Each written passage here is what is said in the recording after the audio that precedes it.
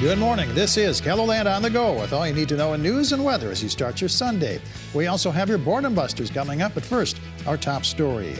A police officer in western Wisconsin died after being shot last night. The information is very limited at this time, but authorities say there is no threat to the public. Police blocked off roads near the intersection of two county roads in Glenwood City, about an hour east of the Twin Cities. The Wisconsin Fraternal Order of Police tweeted last night, "Our hearts are heavy as we mourn the loss of another Wisconsin law enforcement officer killed in the line of duty tonight. The fourth this year, the third in less than a month." People gathered in southeast Minnesota over the weekend to pray for a young mother who's been missing for more than a month. Police say 26-year-old Madeline Kingsbury's disappearance is involuntary and suspicious. She went missing at the end of March after dropping her kids off at daycare. Kingsbury's family and friends packed a church in Winona Friday night for a vigil to keep her memory alive, along with the hope that someone will find her. We know that Madeline is around here somewhere. She just didn't vanish. Someone knows something. Someone saw something. Make this your battle cry. Where's Madeline? Where is she? Make it loud and don't stop until she's found. Thousands of people have joined in the search for Kingsbury. Police have searched her car and house where they found her wallet and cell phone. Despite the late arrival of spring, firefighters in the Black Hills are already prepping for what could be a busy fire season in the months ahead. Members of the Rapid City Fire Department were pulling hoses through the rugged terrain last week to simulate working the fire lines in case of an actual wildfire. The firefighters perform this hands-on training each month. Rapid City Fire Department's a busy place, so we want to make sure we keep their skills sharp and get everybody on the same page.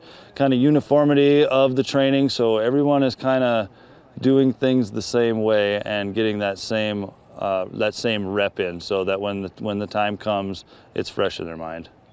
The grass is already greening up, providing more potential fuel for wildfires to spread. That's why the Rapid City Fire Department is urging everyone to be careful with their cookouts and campfires this spring and summer.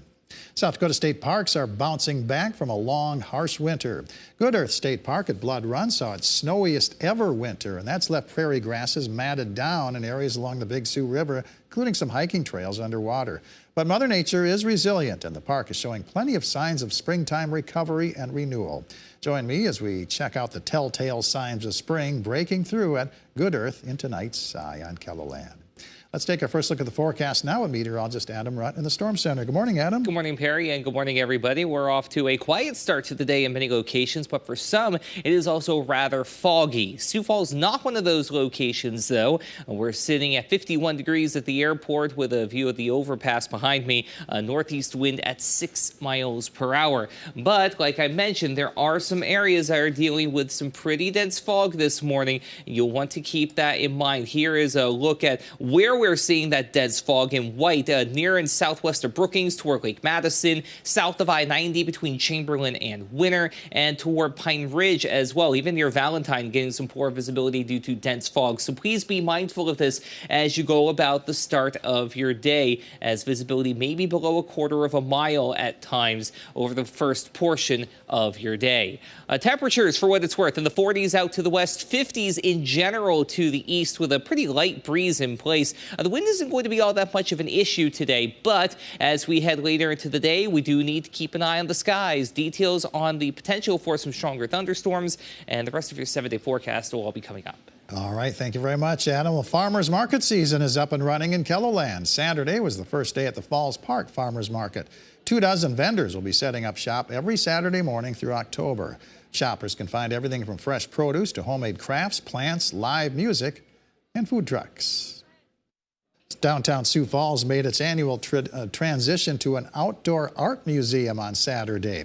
Crews installed 67 new sculptures as part of the 20th annual Sculpture Walk. Artists from all across the country are featured. You can find an array of metalworking, glass blowing, and bronze pieces on display over the next year. I love it. I think it's beautiful. I think that, it's nice to come down like once a year and see all new statues everywhere. To get the most out of your Sculpture Walk experience, you're invited to begin your tour by visiting the Sculpture Walk Visitor Center on the second floor of the Washington Pavilion. Then follow the route down to Phillips Avenue to the East Bank on 8th Street Under the Arc of Dreams, back on Phillips, and ending up at the Pavilion for a complete loop. You can also vote for your favorite sculpture as part of the People's Choice Award through September 30th. The Sioux Empire Brass present their spring concert at Westminster Presbyterian Church in Sioux Falls. The music begins at 4 p.m. A free will offering will be taken.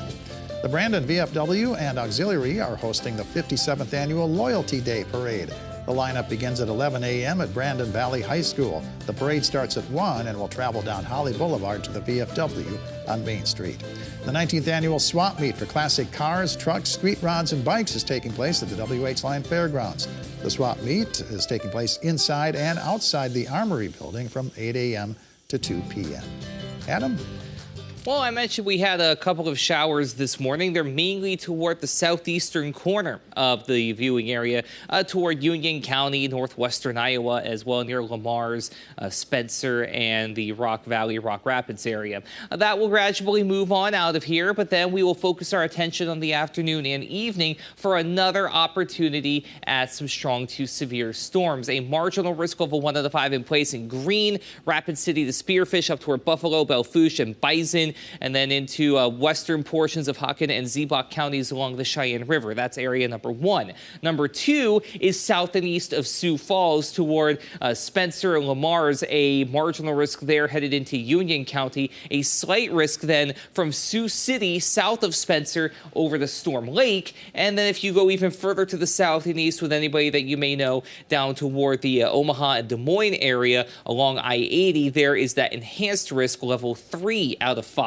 Wind and hail are going to be the main concerns with any storm that pops up, but there's always that isolated non-zero risk for a quick tornado or two as well. We did see that yesterday afternoon east of Watertown. So here is Futurecast, and you can see those showers and thunderstorms firing up by around 3 p.m. to the northwest and then to the southeast as well later this evening into the first part of your night. So is everybody going to see something? The short answer is no. But if you are going to be out and about in those two areas, just keep an eye on the skies as a precaution. Otherwise, much of the day is quiet. It'll be the same on Monday, though, right down to the fact that we'll be, first off, mainly quiet, but then later in the evening, scattered showers and a couple of thunderstorms are going to be possible as we head later into the evening. Not everybody will see something. Better opportunities for showers and thunderstorms, though, do start to pop up as we head into Tuesday and then more so into the second half of the week. So if you do have any plans, say, toward Thursday and Friday especially,